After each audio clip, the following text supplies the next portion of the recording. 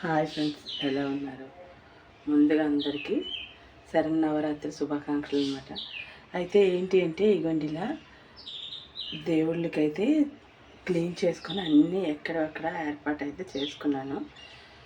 చూస్తున్నారు కదా. ఇప్పుడైతే ముందు కలశ స్థాపన అయితే చేసుకోవాలి. ఈరోజు శరన్నవరాత్రులలో మొదటి రోజు కాబట్టి ఈరోజు అయితే ముందైతే ఇగోండి ఇలా ప్రస్తుతానికైతే నేను ఇంకేది ఏర్పాటు చేసుకోలేదు.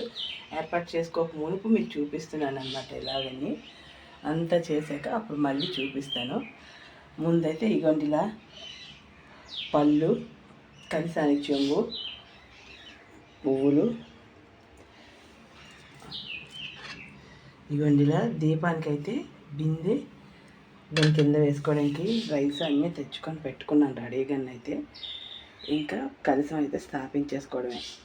ముందు స్థాపించుకున్నాక అప్పుడు మళ్ళీ మీకు చూపిస్తాను. ఇదిగోండి ఇలా కలశాన్ని అయితే ఏర్పాటు చేసుకున్నాను. ఇక్కడ బింది దీపానికి అయితే పెట్టుకున్నాను. నిత్య దీపం ఇలా. ఈరోజు ప్రసాదం కట్టు పొంగల్ అనమాట. అయితే ఇదిగోండి అందుకనే కట్టు పొంగల్ అయితే రెడీ చేసి పెట్టుకున్నాను.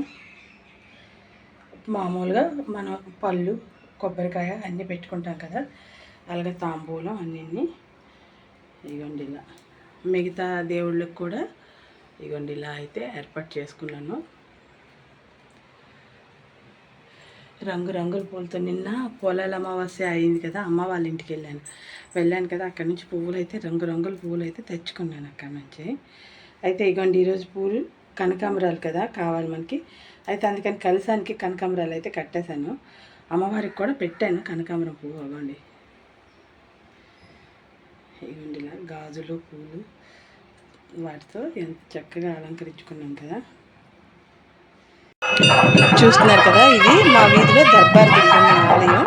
ఈ ఆలయంలో ఇదిగోండి ఇటు పక్క కుడి చేతి వైపు అమ్మవారి కుడి చేతి వైపు శివుని లింగము, అలాగే ఎడం చేతి వైపు విఘ్నేశ్వరుడు విగ్రహం ఉన్నాయి. అలానే లోపలికి వెళ్ళి చూస్తే కనుక అమ్మవారిని ఎంత అందంగా తయారు చేశారంటే చూస్తే కనువిందనమాట. అంత అందంగా తయారు చేశారు. అయితే లోపల ఆ అమ్మవారి తాలూకా ఆ అందాన్ని అందరూ చూస్తారని చెప్పేసి నేనైతే ఈ వీడియో చూపిస్తుందని, ఎలాగా ఈ ఆలయానికి వచ్చాను కాబట్టి మరెందుకు వీడియో తీస్తే అందరూ.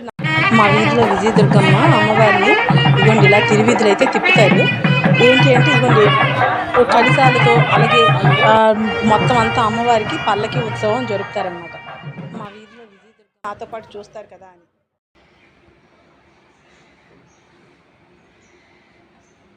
ఇంకా అమ్మవారికి నైవేద్యంగా, మహానైవేద్యంగా అన్నము ఏదైనా ఒక రకం కూర కలిపేసి వండి మధ్యాహ్నంకి అయితే అమ్మవారికి నైవేద్యం పెట్టుకోవాలి. ప్రస్తుతానికైతే కట్టు పొంగల్ ఈరోజు కాబట్టి కట్టు పొంగల్ మాత్రమే చేసి పెట్టాను. ఓకే ఫ్రెండ్స్, ఈ వీడియో కనుక మీకు నచ్చితే లైక్ చేయండి, షేర్ చేయండి, సబ్స్క్రైబ్ చేయండి, కామెంట్ చేయండి. Watch our channel Keerthi creatives.